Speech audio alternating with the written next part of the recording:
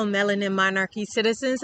This is your Monarch Monique here with another episode of Strategy Sunday. So again, you guys, we're doing this whole summer series, our Strategy Sunday summer series, and we're here with episode number 8. I believe we're at episode number 8 here, August 3rd. We're not in July anymore. Wow, time flies when you're having fun. So it's August 3rd, 2025. So wherever you are and whenever you are at this time watching it, this is for you and it's going to be great. We had a wonderful time last week when we were talking about give. The week before we were talking about ask, and we just seen amazing things just occur during these Strategy Sunday series. Now remember, we're doing this on Sundays because Sunday is the first day of the week.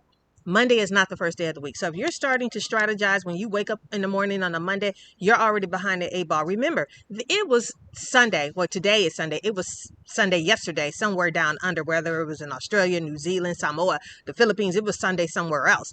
So if you are just starting, then you're already behind the 8 ball. Remember that Monday was touted as the first day of the week.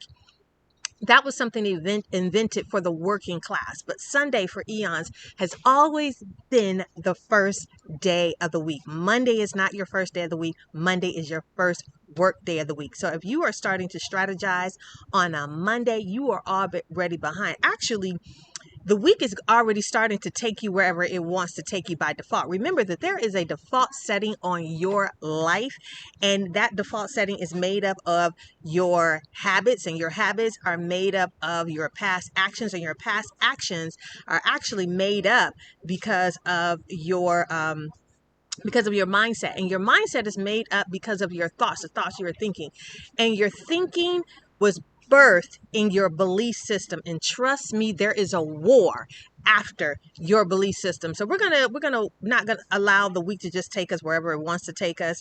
We're gonna get ahead of it. We're gonna get at the forefront of it, and we're gonna decide how our week is going to be. Yes, you can make a decision on how your week is going to be. This is not about fortune telling. This is actually just about planning and strategizing and getting ahead. So that's what we're here to do. And like I said, this philosophy comes from Proverbs we're going to go to Proverbs chapter 21, verse 6. And this is out of the Message Bible. And it says, strategic planning is the key to warfare. To win, you need a lot of good counsel. I'm going to say it again. Strategic planning is the key to warfare. To win, you need a lot of good counsel. And here at Melanin Monarchy, we want to be a part of that good counsel. Not only do we, help creatives get their projects off the ground, and we improve the projects that they already have. Not only are we the live music experience experts, and we provide commentary on live music and films. Not only do we do all of those things, but we're also here to help you strategize and to help you win your week. I just want to say this, which I haven't said, and I've been meaning to say, is that your number one good counsel is the Lord. That is who your number one good counsel. We're not here to replace that. We're not here to replace the Holy Spirit at all. We are here to add to that good counsel. And so that's the way that Melanin Monarchy gives. Out of all the things that we do, we want to serve you. We want to serve you, solve problems, and glorify God. Serve you, solve problems, and glorify God. That's what we want to do. So again, I say, make sure that you keep a notebook. Make sure you're tracking all these things that all these strategies, because you want to track and see what's working and what isn't working. Like I always say, if it ain't working, toss it out. But you also, when you implement these strategies, you want to see what is working. Again, I just want to say that we just had an amazing time with our ASK, ask, seek, knock. Continue to do that, you guys. Continue to ask, continue to seek, continue to knock on those things. But today we have a brand new strategy that we are going to employ. Today is August 3rd. 2025. So whenever you're watching this, this is the time for this strategy, because we're doing this strategy series in 2025 for the summer. Here we go. Here is the strategy for you. This strategy for this week is dress for expectations. Okay. How you present yourself to your day proves what you are expecting in your heart. How you dress proves what you are expecting in your heart. So basically what I am saying is, get up, shower, get dressed. Not just get dressed, but dress up. Get up, shower, and get dressed. I'm going to take my fly glasses off here just for a second, and I'm going to continue with my notes. Okay. This is making an effort. Not only are we dressing, we're dressing well. As I said, we're going to go ahead and dress up. We're going to get spiffy. We're going to get dapper. We're going to become dashing, whatever that looks like to you.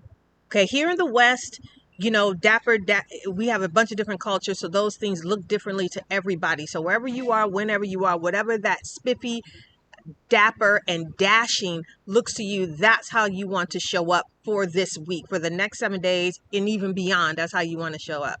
Now, you may be asking, do we want to do this to be seen? Absolutely. Absolutely. You do want to be seen. I talked about two Sundays ago, we did our ask, our ASK. And if you're still believing for something, if you haven't received your ask and you're still believing for something, your ask needs to know you are who it's looking for and who it's coming for. So you're going to dress for expectation because your ask is still there. God's answer on your ask is yes and amen. And this is with the assumption that you are asking for godly things and things that you know that God wants you to have. But his answer is yes and amen. So your ask needs to know if you are who it's looking for. I just want to say real quick, there's a movie that I really love. One of my favorite movies is called 13th Warrior. It was made from a book. It was a film adapted from a book called Eaters of the Dead, but it's 13th Warrior, stars Antonio Banderas. One of my favorite films. I love this film. But in the film, they were still in northern Africa, and Antonio Banderas is with the Vikings, and they wake up in the morning, and there is this kid on the bow, standing on the bow of a Viking ship on the boat. And he's like looking, and the Vikings are kind of ignoring this kid. And so he pulls one of the Vikings over and he said, why is that kid just standing there? Well dressed. The kid was well dressed. He's just standing there. And the Viking told him is that he wants to be seen. And the reason why the kid needed to be seen is because the Vikings had a lot of superstition, and he needed to let them know that he was not a mirage, that he was not a ghost, that he was actually a real person, and that he was actually a human being. So he was standing there and he was seen. And when it was time for him to present his ask, he came correct with his ask because he came from a faraway land. All right. So that's just something I just want to throw that in there because that's one of my favorite movies and I love that movie. Okay. Yes, you do want to be seen. You want to be seen by your ask. Another thing is that, you want to be seen by God. Absolutely. God sees that you are grateful for what he has already given you. Okay. Especially if you have running water, especially if you have running hot water. We don't realize how many people don't have running hot water. In different parts of the country, even maybe in the United States, they just don't have running hot water. So if you have water, if you have running hot water, if you have water near you and you're able to bathe yourself and you're able to dress, then we want to tell God that we appreciate what he has given us. This is the reason why people dress up on Sundays, but it's also every day we want to say that we are grateful for what God has given us. Okay, another reason to dress for expectation, it's being ready, right? You want to be ready. You can encounter your miracle and your blessing at any moment. At any moment. It's so funny is that I will go out to the store, I will go out to Vons and I will refresh my makeup and my kids are like, well, Mom, what are you doing? Why are you doing that? And I'm like, Ralph Fiennes could be in Vons right now, you guys. He could totally be in Vons. So you just need to be ready. You need to be ready for your miracle. You need to be ready for your blessing. Another thing is that you represent. You're an ambassador of heaven for all you believers, and you're also representing your family. You're representing your family and your family name, So these are some things to think about in this week that we're dressing up and we're dashing, we're dapper, right? We're spiffy. Also, another expectation is we can consider the Book of Esther. In the Book of Esther, a lot of you guys know about that book. Her name was Hadassah. They changed her name to Esther. And she was plucked up from the streets. The king was looking for a new wife. The old wife had blew it. She blew her gig. And so he was looking for a new wife. Well, actually, his people wanted him to find another wife because they didn't want him to go back to his old wife. And so she was plucked up from the street. They prepared her before she was presented to the king. So it took a year to prepare her. And so not only was she spent a year grooming and getting ready for her king, she spent a year getting ready to rule a kingdom. So think about that when you are getting up in the morning and you're getting dressed. You're getting ready to rule a kingdom. Your life is your kingdom. All right. So you're saying is that you rule over your kingdom. So you're also getting ready to rule over a kingdom, especially for those of us who are entrepreneurs and we're in business. Something to think about. Right, your appearance will be burned in the memory of those who encounter you. Okay, I was having a conversation with a friend of mine from Detroit, a childhood friend. We went to junior high and high school together, and I contacted her because I wanted to get some more information. When we were in junior high school, we went to Charles Drew Middle School in Detroit, Michigan. Charles Drew Middle School. And we had two specific teachers that I can remember being at Charles Drew. Our eighth grade teacher, Miss Hunter, beautiful woman, always looked very nice woman. And then there for our seventh grade, oh my goodness, was Miss Buckner. Miss Buckner was dressed to the, I mean, there was never a time that this woman was not dressed to the nines. Her hair was laid. Her makeup was laid. Her clothes was laid. Her shoes was laid. She was teaching adolescents, right? But we were there 5 days a week, and there was never a time that I did not see Miss Buckner dressed. That was just her standard. That was just who she was. And according to my friend JoJo, she says Miss Buckner is the same way. So we're talking about, 35 years later, Miss Buckner is still dressed, hair laid, makeup laid, clothes laid, shoes laid, nails laid. Everything was laid with Miss Buckner. So that person, these two women are burned in my memory banks. I'm 51 and these two women are still burnt in my memory banks. Here's another thing. You guys know that I wear these glasses, right? I have different color butterfly glasses. It goes along with my brand as a monarch. As your monarch, it goes along with it. So I wear these glasses. So I wear different different colors of these glasses, mostly everywhere that I go. And so I was in the grocery store the other day. You can see how much time I spend in the grocery store. I was in the grocery store the other day, and a teenager was in the line, and she was like, "Oh my gosh, you look so great." I also have butterfly earrings on. And she said, "Did you match your outfit with your earrings?"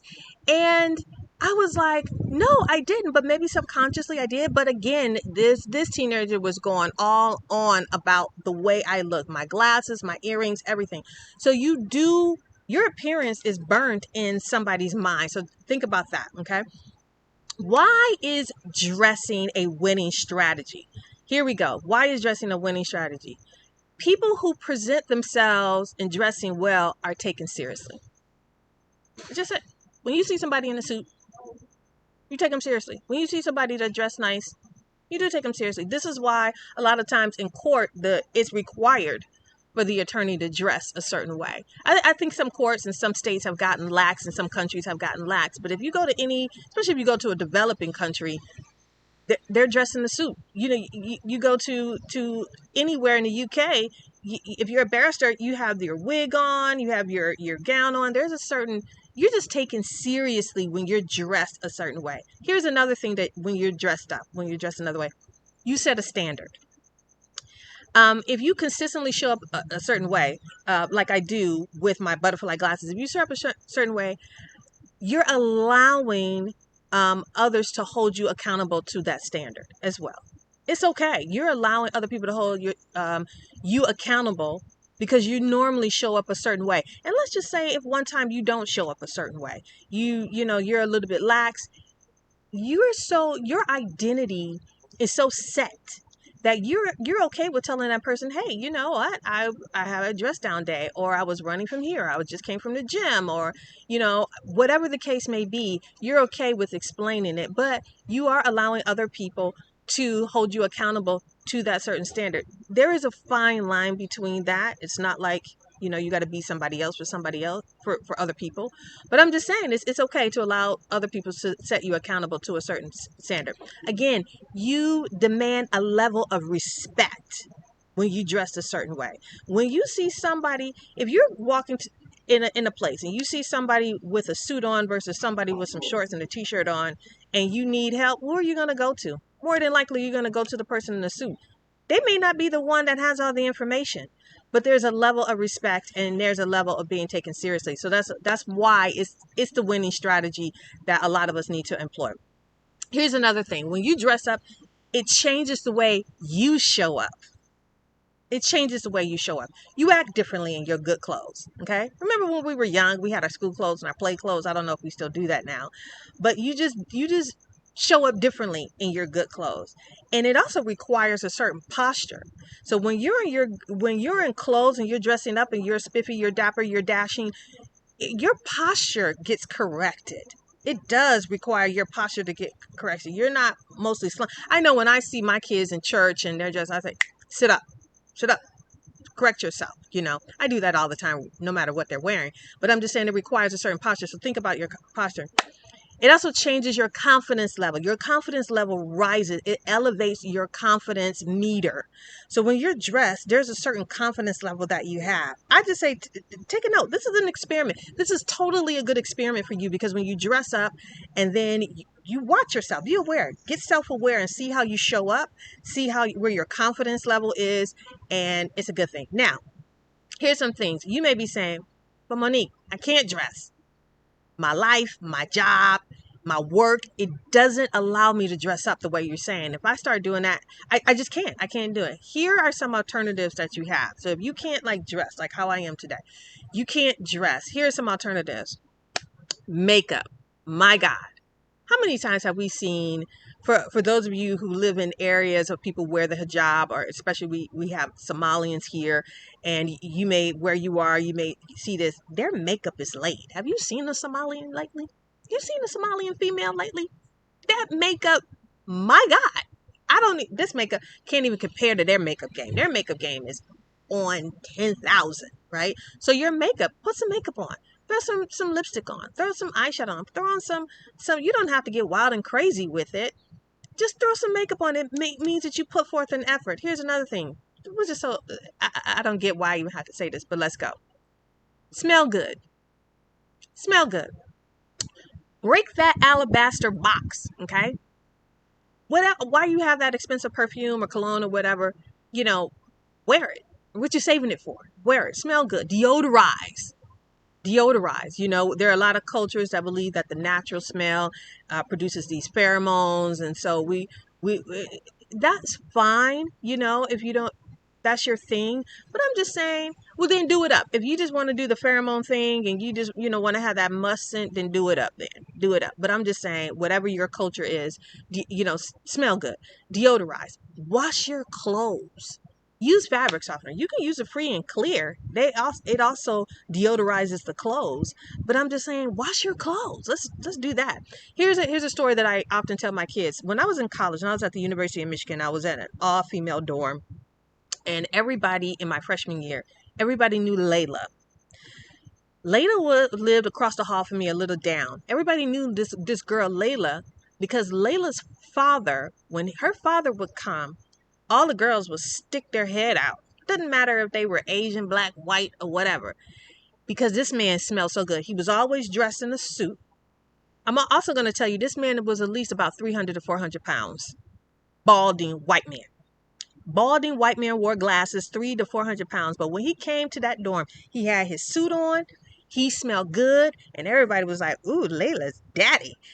Again, his game was on 10,000. Smelling good, dressing good. Didn't matter that he was a middle-aged, overweight, balding man. He smelled good and he looked good. So that's, I love to tell my Layla story. I love it. Here's another solution. Your job, your life doesn't allow you to dress up. Hair care. Get your hair done. And as we like to say here, get your hair did. Do your hair. Get your hair done. I know that I'm up for a retwist. But get your hair done. And I'm trying to let all these grays grow out. You guys, I know I look like Kizzy, but I'm trying to let all these grays grow out because I want that nice silver gray hair. So I'm trying not to pluck out the grays. But get your hair done. It's not, why is that a hard thing? Look, I do my own locks. I don't spend hundreds of dollars doing my own locks. There's so many YouTube channels where you can learn how to do hair. Do your gentlemen, line that neck up. Get that neck lined up. Teach yourself how to line the neck, or train yourself on your nephew. So hair care. Skin care. For the love of God, put some lotion on. Put some lotion on, all right? Your feet look like you've been kicking flour, and your elbows look like you've been using them to knead dough. Put some lotion on, please. I don't know what. Just put some lotion on. Skincare. Take care of your skin. Nail care. I don't have my nails. I just took off the last nails, but manicure your nails. Get your nails done. Listen, I'm from Detroit, and in Detroit, there are a lot of women who are we got a lot of thick women where I come from. A lot of thick women. So, of course, because I ain't thick, I missed a lot of game. But anyway, we got a lot of thick women in where I'm from. And even if they weren't thick, they had their nails done. And no matter where they went, they had their nails done. And it was so prevalent. My mother, would get her nails done. I have a really great, my sis Rita always have her nails done. And I had a really cool friend. She passed away a few years ago, sadly. But my friend Ryan, who I worked with, thick woman, always had her nails laid. Every time I go to work, I go over to her desk and I'd be like, Ryan, let me see what you got. Let me see them nails. And she knew I was coming. So it created a standard, and it also set her apart from other people. And even in her death, her mom made sure that her nails were done. And so that was her standard. So get your nails done, you guys. I know manicures and pedicures cost a lot, but you can do it yourself. At least keep them clean and manicured. Keep your nails done. Let's talk about shoe care. This is, again, I'm from Detroit. A lot of men, they had shoes, and it was important that their shoes were clean. If you don't have, especially if it was their tennis shoes, their gym shoes, but they also had, whether it was their Oxfords or their patent leathers or their alligators or whatever, they had their shoes buffed and they had their shoes neat and clean. Make sure your shoes also are not funky. You ain't got stanky feet, funky feet. Make sure they smell good. Again, you may work in an environment where you have your work shoes, but also take them dogs, set your dogs free and take them things off and put on your good smelling shoes. That's why they smell so terrible, is because you wear them 12 to 16 hours out of a day and you don't take them off, later on. So make sure that you keep the care of your shoes. Keep caring for your shoes. Here's another thing. I don't even know why I got to say this, but I have to say this because y'all don't do it anymore. Nobody does it anymore. Iron your clothes. Iron your clothes. I'm like, you don't know how much of the generation don't know what an iron is, or let alone an iron board. They sell them everywhere, but for whatever reason, they miss it. Y'all just come out wrinkly and raggedy. Iron your clothes, okay? Just buff it up, take it up. Here's another thing that I realized is that when I was younger, when I say younger, I mean like 20 or so years ago, not too young. But men used to take their shirts to the cleaners to get it pressed. It was like maybe $1.50 to get it pressed. Now I know that's not the case today. It's more like $5 to $10 to get your shirts pressed. But I don't know why cleaners do that, because when it was that inexpensive, people used to take their clothes to the cleaners every week to get that wash and that press, because they needed their shirts to be pressed, clean and pressed. We don't do that anymore. We don't press our shirts anymore. We don't take our stuff to the cleaners anymore. But iron your clothes. Let's press it. Let's iron your clothes. Another thing. Let's make ironing great again. Let's make ironing great again. MIGA. I said it. MIGA. Let's make ironing great again. Here's another thing you can think about if your life does not and your work does not allow you to dress. Accessorize. You guys see, I just told the story about my butterfly glasses. Accessorize with your glasses. Accessorize with your earrings. Accessorize with your jewelry. It's okay to accessorize. Okay. Now, I would argue against putting jewelry in your face. I'm not a fan of it. I'm not a fan of all of this and all of. My son got my daughter. I'm not a fan of face jewelry. But it's a young generation now. You guys, a lot of y'all think that listen, I don't think you should wear face jewelry unless you're from India. But a lot of y'all think y'all from some obscure tribe in Africa or the Amazon. So y'all keep wearing this face jewelry. I'm just saying, just make sure that it's clean. Just make sure that it's cute. Just wear your jewelry. Wear your jewelry. Okay. So am I saying that there needs to be a grooming re-education? Yes, I am. I am saying that. Okay, there does need a grooming re-education, because some of y'all missed it and some of y'all need it. Again, here's another argument that you guys may have. You said, but Monique, I don't have a lot of clothes. Okay, it's not in my budget.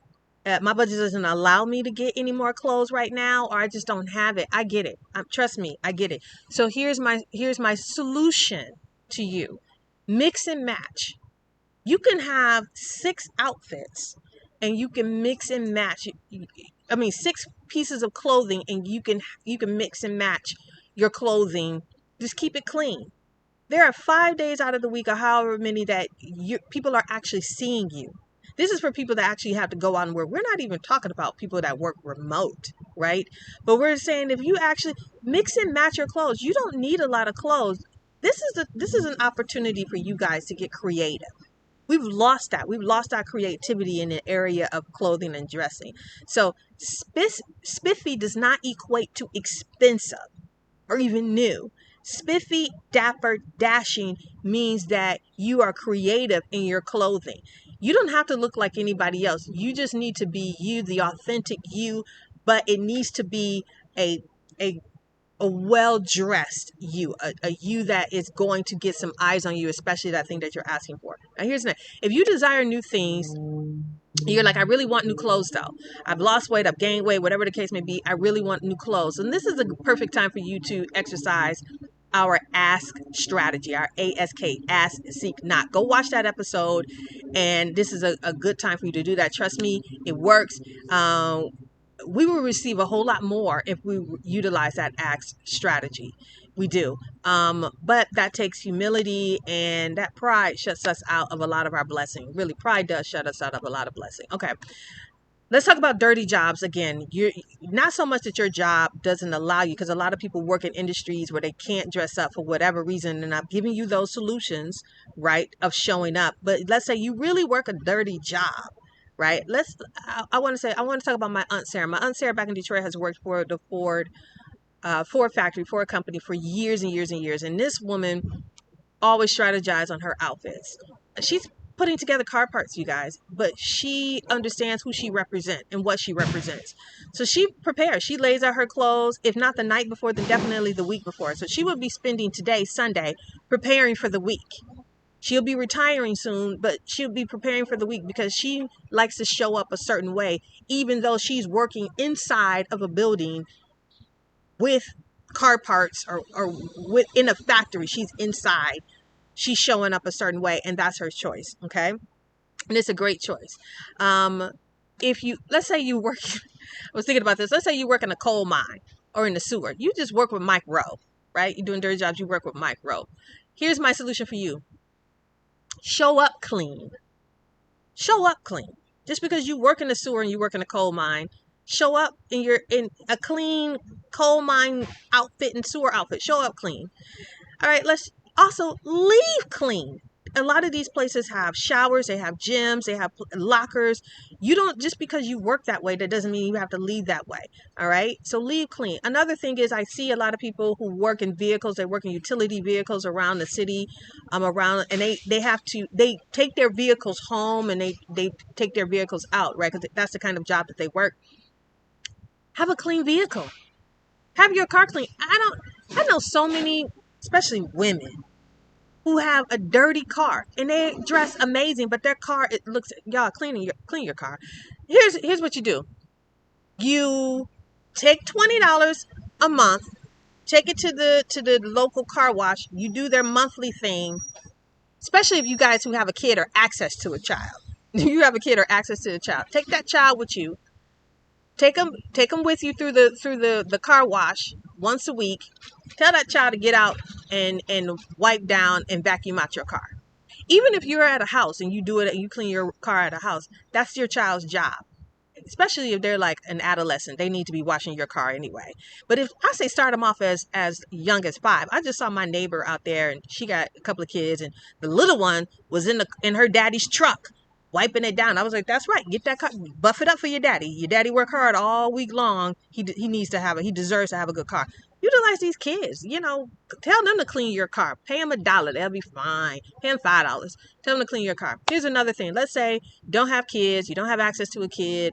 You can't arrive clean. You can't leave clean. You can't keep your car clean. All of those things. You're pushing against what I'm trying to give you here. You're just pushing against it. Here's something else you can think about. Whiten your teeth. Get your teeth whitened. Use some whitening. I know I use whitening toothpaste. It's still a little bit, golden brown, but I'm working on it. whiten your teeth. If everything is smudged up and dirty, filled with sewer crap and coal mine, when you smile, you got some white teeth. So whiten your teeth, okay? Your teeth better be pearly white. Whiten your teeth. You can't do none of those other things. Show up with some white teeth, okay? Now, I want to address something because I actually am a fan. I'm a fan of this. There's a TikToker, an influencer. Her name is Melanie Sanders. Melanie Saunders or Sanders. And I think it's Just Being Melanie, and she has this thing called We Do Not Care Club, and it's for menopausal and perimenopausal women. And it's the funniest thing. I suggest you guys see it. It's amazing. I like it. And then you have other offshoots. So you have other people from different countries that are coming on, and they're a part of the We Do Not Care Club, and they talk about the issues of being menopausal and perimenopausal. But even Melanie has a self-care day. She talks about Thursdays being her self-care day. So she does have a self-care day. Out of all the things that we don't care about, she has a self-care day. And I just want to say, this is kind of off. For women who are experiencing menopausal and perimenopausal, I think you need to make sure that, don't be ashamed and let people know. Because what I've been experiencing is that a lot of women our age have been losing their jobs because of these issues. And we haven't equated. I just think we just need to take the stats on women who are going through perimenopause and menopause and who have been fired from their job. And I just say take a look at that. So make sure that you are letting your job know that you're going through perimenopause or menopause, letting HR know that you're going through, because I think it should be a protected class. And I feel like a lot of people have, women that I've noticed have been experiencing job loss or not being hired or not being promoted and different things like that. This has nothing to do with feminism. That's not what I'm talking about. I'm talking about specifically this group of women who are in this menopausal and perimenopausal stage, that to me seems to be, I know 3 women, including myself, who have lost opportunities and jobs because during this menopausal time. So I would just say, make sure that you're letting people know that you are going through it. Another thing about people who are in menopausal and perimenopausal, you guys, you can go braless in your good clothes. You can. You can. I mean, you just can. You can go braless. Just keep your fan handy. See, I have my fan with me all the time. Just keep your fan handy. Okay? So here's another thing. Why is this important? Why is getting dressed up? Why is being spiffy? Why is being dapper? Why is being dashing important? It prevents laziness. It prevents depression from sneaking in on you. Look, a lot of people who work remote or work at home become lazy. If you are a caretaker, being a caretaker can cause a certain amount of depression as well. So you want to fight against laziness and you want to fight against depression. Here's another thing that I thought about dressing dapper. It actually lets you know what's in your wardrobe. A lot of us, by the time we need the clothes, we realize they don't fit. Or we realize they got moth holes in them, or they realize there's something wrong with them. So dressing dapper lets you know what's in your wardrobe, lets you know what's in your closet, and you can rearrange and you can change it up because you're so used to looking at your good clothes and looking at what you have, okay? And so you're not all of a sudden, when it's time for you to go to a wedding, a funeral, or whatever the case may be, or even back to church, you're trying to fit something and it does no longer fit or is damaged. So think about that. All right, so I want to address biblically. Now, biblically, a lot of you may be saying, but Monique, the Bible warns us about elaborate adornment. It says to focus more on your inner beauty and holiness, right? Holiness, humility, right? And this is Paul talking about this in 1 Timothy and also Colossians. It talks about women who are overly adorned. I'm not talking about that. I'm not talking about women who are using, or people, men and women who are using their dress to manipulate. That's not what I'm talking about. I'm talking about people who are slothful and raggedy. Some of you guys are just slothful, sloppy, and raggedy.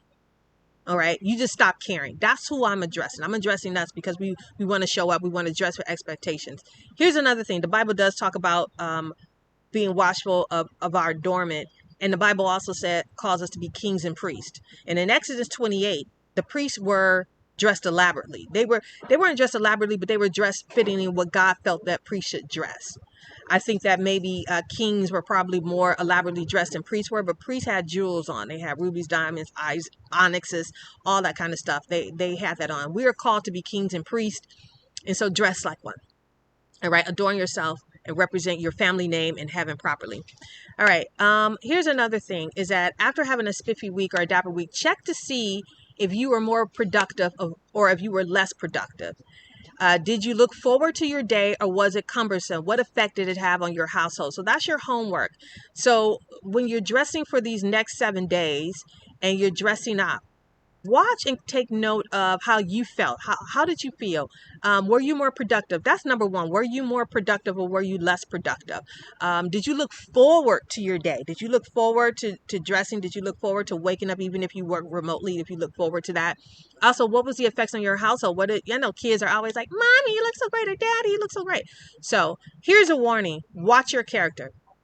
I am not talking about watch your character. So here's the thing. So when I say dress up, I'm not talking about dressing sleazy. Okay, so ladies, put your titties away. Men, this is not a time for you to be pimp daddy, for you to be pimp. That's not what I'm talking about.